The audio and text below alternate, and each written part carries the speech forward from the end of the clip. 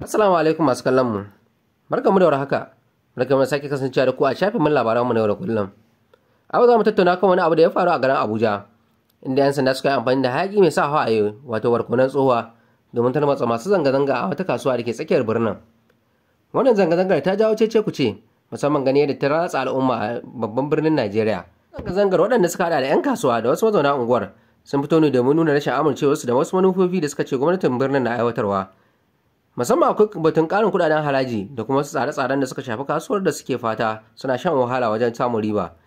Suna ganin cewa an yi watsi da ra'ayoyinsu kuma ta gwamnati na yin abubuwan ba tare da tuntuɓar su ba. Domin daƙile wannan zanga-zanga, 'yan sanda sun tunkari masu zanga-zangar tare da yin amfani da hayaƙi mai sa hawaye wato barkonon tsohuwa.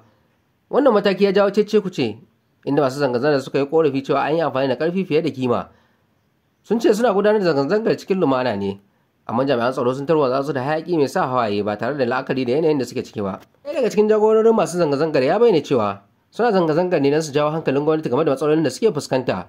Ya ce ƙarin kuɗaɗen haraji da tsare-tsaren da ake ƙoƙarin aiwatarwa na jefa su cikin kunci.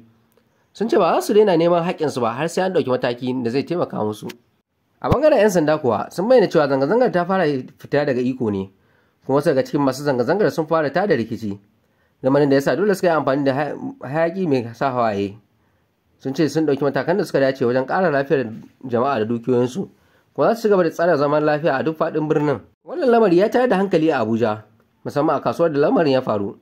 Wasu daga cikin 'yan kasuwar sun ce wannan mataki da 'yan sanda suka ɗauka ya sa su rasa kwastomominsu a wannan rana, wanda ya ƙara musu asarar kasuwanci. Suna fatan gwamnati za ta duba wannan batu ta yadda za a samu maslaha ba tare da ɗaukar matakai da zai cutar da mutane ba. Zanga-zangar da ta faru a kasuwar Abuja tana nuni irin yadda wasu 'yan Najeriya ke fuskantar matsaloli a kasuwancinsu da rayuwarsu. Yayin da 'yan sanda ke kokarin tabbatar da tsaro, masu zanga-zanga na neman haƙƙinsu da a saurare su. A ƙarshe akwai buƙatar fahimta da tattaunawa tsakanin ɓangarorin biyu domin warware wannan rikici cikin al'umma kuma cikin lumana. Jama'a da wannan dai muka kawo ƙarshen wannan labari. Domin da za ka kai mu kasance tare da ku a shafin mun labaranmu na yau da kullum. Kada ku manta ku danna subscribe da ƙararrawa na samun sabbin labarai ko makamantan wannan.